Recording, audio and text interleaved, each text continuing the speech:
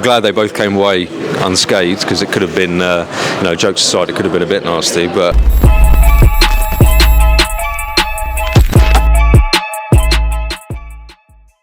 This is Jonathan Agatha for Pro Boxing Fans, joined by Dazn'S Alfie Sharman here at the first press conference of the rematch between Josh Taylor, Jack Catterall. Alfie, I think you wanted a bit of tension between the two guys, and that certainly delivered.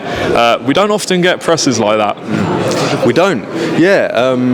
My thoughts are it didn't upset. Didn't disappoint. But yeah, I mean, I'm glad they both came away unscathed, because it could have been, jokes aside, it could have been a bit nasty. But no, it was good. I enjoyed it up there. It was very tense, as expected. But roll on the 27th of April, right? Eddie's said for the last few weeks that we need big fights here in the UK, because a lot of fights are going to Saudi. Tell us about the process, because obviously, Sky apparently wanted this on pay-per-view, and you guys have gone with this not on pay-per-view, which surprised everyone. Talk to us about it. Yeah, I mean, our priority is always value, and commercially things need to make sense for us. We try and make them make sense for the consumer as well, and in this case it did all round. So our number one priority always is to try and deliver fights that are accessible to as many people as possible. The good thing is because this is really nicely positioned in amongst some of the biggest fights of the year. AJ and Ngannou obviously announced this morning, Garcia versus Haney, and then Fury Usyk, to name just three. The amount of eyeballs that we're going to get on platform worldwide for those events present a fantastic opportunity for subscribers to enjoy this show in the middle. So we're really proud to be able to deliver it, and yeah, it stays with our philosophy of value. Yeah. Without obviously me knowing the numbers, I would have thought both men would have wanted quite a lot of money for this fight. So although this will probably generate quite a lot of subscribers for you guys, is there an argument that you've had to overpay for this fight? Not necessarily, no. As I say, everything makes commercial sense. We've obviously spent a lot of time reviewing that. The guys are big names. The first fight, this is 10 times bigger than the first fight, for obvious reasons. But no, it makes sense. It makes sense for us. It makes sense for the fighters, and ultimately everyone involved is delivering it for the boxing fans. So we're very happy and we're very excited.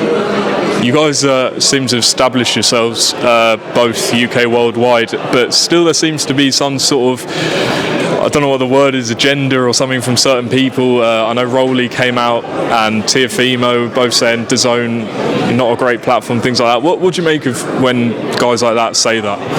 What do I make of it? Well, look, they're opinionated. They're boxers. They're fighters. They're athletes, and they're people who are trying to progress their careers, right? And they're entitled to their opinion, first and foremost. The proof is in the pudding with what we're doing at the moment. Nobody in the world of sport, let alone boxing, is putting on the array of shows that DAZN are all over the world. We're committed to doing that, and we have been since we launched all those years ago. People are going to have their opinions. Fair play to them. I'm sure we'll probably explore working with them again in the future. I wouldn't be surprised if the names that you mentioned at some point fight on DAZN. So it's all good. And then AJ is obviously fighting on DAZN for this Ngannou fight, but also Sky Box Office. Has the deal with him kind of changed from when you first signed him to DAZN? It was like exclusive. Now he's kind of on other platforms. No, it hasn't changed. AJ still fights exclusively with DAZN.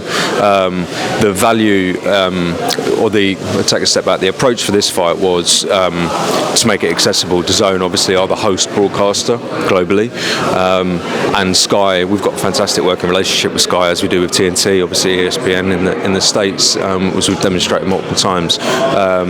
So no, it hasn't changed the deal, but the idea is to get as many people to watch this show as possible, and we feel between the two platforms globally we will get that. Two more and then I'm done. Amazon Prime making their debut March 30th with the PBC. How do you think that's going to do, as a streaming platform, and what are the challenges they face in starting a new platform like that? Lots of challenges. I mean, I wish them the best. I think the challenges are, of course, that they're not necessarily associated with boxing. It's, as you said, a new property, so their teams behind the scenes, I'm sure, are doing a ton of work to market and to sell to people and make them aware that the show is happening on Prime. They're very fortunate in, obviously, their global footprint and their scale, so they can do that. I wouldn't say with ease, but they can do it.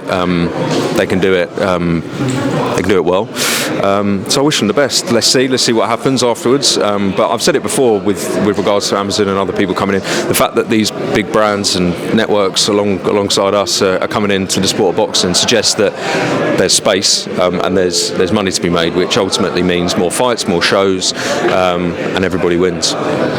Lastly, last year you put on arguably the biggest fight in the UK with KSI Tommy Fury, whether people like it or not.